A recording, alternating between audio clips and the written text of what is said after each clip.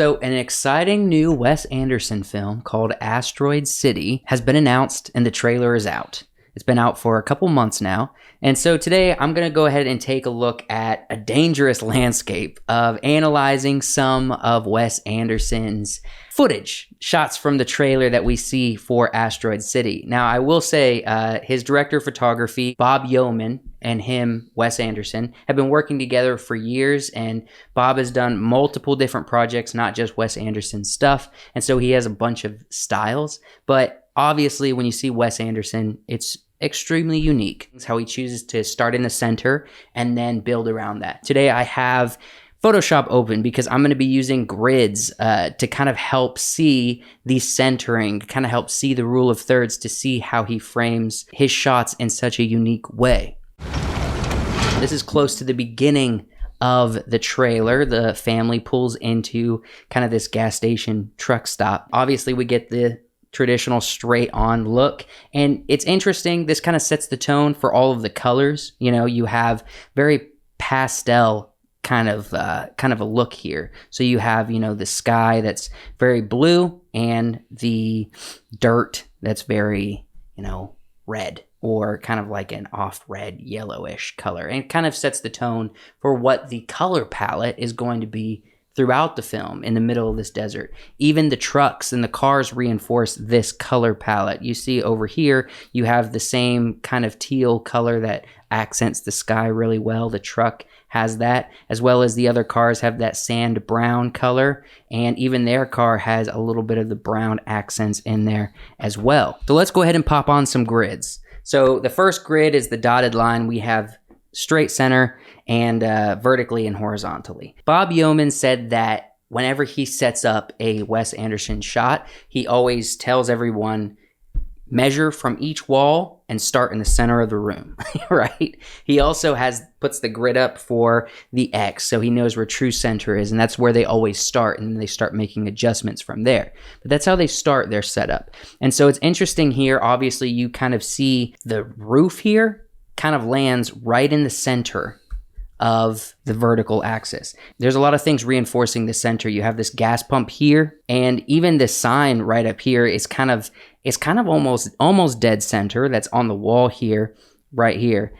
It kind of shows you where center is. Now I also have a rule of thirds pulled up here, so it's very interesting when you pop a rule of thirds onto Wes Anderson footage, because you start to see the stories that he's telling, not just in the hot spots, like where the focuses are here, right? Where these little circles are, but he actually also tells you a story of what's in a particular blocked area. So like what story is being told in this area, right? Or what story is being told in this area. And he also uses these, 9 different areas to help categorize everything in your frame. So like even here, the rule of thirds is matching to the frame that's here, right?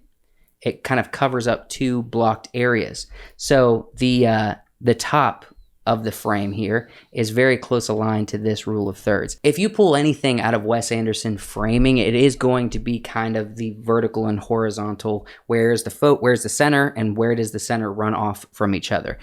So horizontally and vertically. And so like we'll see this through all of this footage, whether it's the horizon or just background. But check this out. So through this whole area, the top of the cars, the transition from the rubble into the sky is right on the center axis, or right on the center horizontal line, as well as over here, the windows right here. The garage is literally lifted to match the center horizontally of the frame. So everything is meticulously planned out, and it's really beautiful, but I can't spend far too long on just one shot. Let's go ahead and go to the next one. You're not here. We're not there. This is also interesting in Wes Anderson framing because there's kind of leading lines everywhere, but there's also shapes that are being created. And it also kind of like guides your eyes in direction. So before I throw the grid up, when you see this, your eyes can kind of create shapes with itself. In some fashion, it kind of creates shapes that lead you to where it might come down here with the framing of these 2 signs. And then, from here, you might also see the top of the sign that kind of runs this direction. So he's creating kind of like triangles all over the place here, right? And that's just good framing in general. A lot of directors, a lot of cinematographers use triangles and creating shapes in their images, but Wes Anderson does that along with using the center axis and creating interesting lines. Also, as far as like leading lines, you have other aspects like, you know, the roof kind of pointing towards your main subject here who's on the phone, like the father who's calling just to let them know, hey, we're stranded in this little city. When we throw the grid on here, it's actually interesting. The horizon is not dead center, right? The horizon is actually at the bottom of the third. So he chose to kind of lower the horizon, which we'll see later. He centers the horizon a lot. But this one, he lowers the horizon. And also the center of the frame, so which is significant for Wes Anderson, is Asteroid City, the sign. And there's a lot of different stories, like I said before. You know, this whole block area is telling a story, and then this whole block area is telling another story. And it also gives clues, you know, like he chose to frame it in such a way that this blocked area is empty. You know, there's a whole bunch of clues that's being told when you look at it through this grid. Come get the girls. I have to stay here with Woodrow. I'm not the chauffeur. I'm the ground floor. So like I said before, the center is a lot of times the horizon. So in this shot, the center is the horizon. But another interesting thing about this shot specifically was his choice of leading lines. So the character walks in and looks down the road and leans his body in to where his head is over top of the road according to the frame, right? Before he was standing, you know, right here, and when he leans in, he kind of lays his head over there. But it's an interesting choice because the road is a natural leading line. So it's almost like he's placing his head where the leading line needs to lead to. So it's a very interesting choice of frame. But looking at the grid again, there's just so many stories here. There really is. I mean, just this section of his frame tells you everything you need to know. We have car, we have desert, we have dude looking down a road. I mean, it tells a whole story by itself. You don't need any other part of it, but every other part of it is just extra. Commemorating September 23rd, 3007 BC, when This is an interesting one as well because there's not really a center. I mean, there's a guy approaching a center here on this shot, but it kind of is like a demonstration of how to balance an image, right? So once again, his horizon is, you know, off here in the center. If you look kind of past the trees, you see that the horizon is in the center of the frame. You also have Steve Carell's character right here, and he takes up a big chunk of the left frame.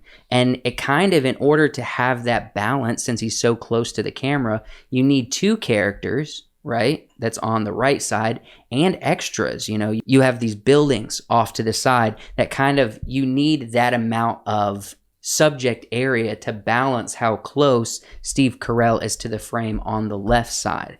And I just think it's interesting how, you know, he has the center horizon, but in this particular shot, the center vertically is not necessarily the most important area, or not the subject area of the frame. I also just like the color choices. Once again, you have Steve Carell in like this green visor, this green shirt on one side of the frame, and then on the other side of the frame, you have these pops of green from the trees. So each side of the frame is accenting each other with color. How long can they keep us in Asteroid City legally? The world will never... Once again, the center is the horizon. And this is consistent for a lot of the shots that he does. But also, again, this is like telling a story in blocks. So that's why I was so fascinated when I threw a rule of thirds on here. Everything kind of started making sense. Because when you first see it, you know, if I take the grids off, when you first see it, it just looks like a bunch of stuff's happening on screen, right? And there's a lot of important stuff. You can tell that it's kind of very centered. It feels very Wes Anderson. There's a lot of writing. There's a lot of signage around, and it's communicating a lot. There's not a lot of depth of field here. It's not very shallow at all. I don't think there's any. We can literally see into the very far distance. However, when you throw a grid up, you start to see that the intentionality of telling stories. So like right here in the center frame, you see multiple guards standing guard. You see a railroad. You see a sign that says quarantine. And you see people, guards facing this way and guards facing this way, and a car is over here stopped. So you already kind of, from literally just the very center of this frame, it kind of tells the whole story that you need. And then if you go expand it a little further to include the section below it, the sign literally tells you what's going on. And then to add to that, you create environment. You show more of the desert, around. You show more structures. And then, way over here on this side, you show the sign for Asteroid City. So you get a little bit more of the locale involved with this shot. So there's just a lot going on in this. And at the same time, the whole story is being told in just a small area, and you don't really think of that, but he frames it in such a way that you don't need the whole thing, but he gives it to you, which is nice. That's an alien doing jumping jacks. That's an alien in a top hat. What's out there? The meaning of life. This is just a really interesting and well-composed and good color contrasted shot. First off, once again, the horizon is not centered. It's actually on the bottom third. So right back here, the horizon's on the bottom third. And you have the main focus, which is kind of the character looking into the telescope, centered like usual. This is kind of, Wes Anderson 101. But the interesting thing I saw about this is color difference, because you have pops of blue in the sky right here, and then you have a lot of blue in the center, which is kind of the inside and background of this telescope room. And you have a very beautiful, mirrored dome here in the shot. But the cool thing to kind of make this character stand out is to put on that sort of pink color, and it really makes him pop off of the blue. So if you were to say, well, have him in green, like Steve Carell's character, well, that wouldn't work as well in this environment. He wouldn't pop as much. And so they have the character in this kind of pink kind of shirt, and his skin naturally pops off of that blue background. So just color difference to create depth and to really show the focus and action of your characters. This is just a really beautifully thought out shot. Are you married? I'm a widower, but don't tell my kids. You're saying her mother died 3 weeks. And this is kind of a sequence of shots I'm going to show you. I'm going to show you 3 different ones here. They show it in the middle of the trailer, and then again at the end, where there's the whole joke between Scarlett Johansson and having a nude scene and everything. But this is really interestingly composed, because these two characters are talking through their house window, right? A couple feet apart, probably about maybe 8 feet apart. And this is going to be a thread, I think, through the film, because I think there's a love interest between these characters, obviously. But if you break down just the shots, the mirroring nature of these shots, this is the establishing shot. The center, it's funny, the center of the frame is like this distant little sand butte. And then the horizon's in the center, like usual. You get some good contrast between, the cool sky and the warm sand. But if you look at the bottom where their eye line is, it's hovering right around the bottom third line, and they match perfectly right where their eyes line up. So they're looking directly at each other, and they're on the same playing field. Everything's lined up to where literally everything's mirrored. It just looks perfect, from one side to the next. And it's an interesting establishing shot, because there's so much space, so much unused space here. And really the only space that's being used, it shows environment, but the real point that's being used is just these 2 windows that's way on the side of this anamorphic long frame. And then going to them interacting, I thought this is, again, interesting. So her eye line right here is right on the top third. The horizon's in the center. And what I found interesting about this is, this is not necessarily, on a third or on the center. There's not really anything here on the center. But what I pulled most interesting out of this frame is particularly this area. And we're going to see it again with his, let me just go ahead and show you that. With his response, it's also mirrored the other side, this area. So on this one section of the third, this framed out area, it's telling a story of environment. And notice how the top is just the sky and the bottom is just dirt, right? And on hers, it's exactly the same. The top is just sky and the bottom is just dirt. And it's interesting how the important stuff of the environment, he chose that specific area for both of their mirrored images. There's just a lot to Wes Anderson framing, if I'm being honest. I mean, even just how everything tells a story. So the picture, looks like, I think he's a photographer in the film. And so even just like this picture of this explosion, that's from earlier in the trailer. And then also right here, Scarlett Johansson's character sitting in a diner and he takes a picture of her. That's from earlier in the trailer. So there's a lot of stuff being communicated, not for the film, but even in these frames from what the trailer shows us. So everything's crafted in such a way that makes sense, almost like this trailer stands alone. You don't even need the whole film to understand the context, and it's constantly calling back to each other. So I think it's just beautiful. Obviously, if you're watching this, you're probably a fan of Wes Anderson. I think maybe sometimes his framing, sometimes his cinematography just kind of speaks to you, or is just fascinating to you. And or even just his choice of performance and writing might be fascinating to you. For me, it's kind of all of the above. I think he's the most unique filmmaker. I wouldn't say I'd want to see his style of film all the time, but for the amount of films we get of his, it is exciting, it's fun, it's unique, it's brilliant, and I love it. And I just love that he has etched into cinema history his very unique style and his very unique look.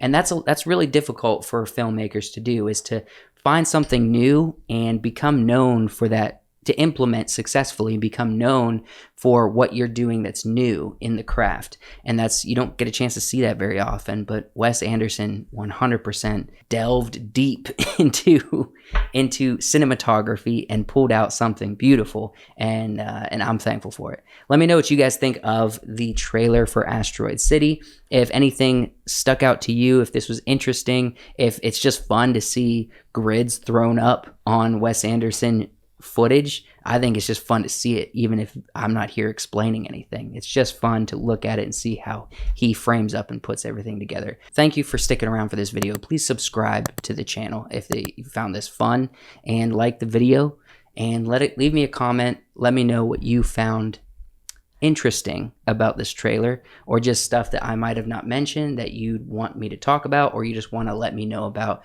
and we'll talk down there. Thanks so much for watching. We'll see you next time.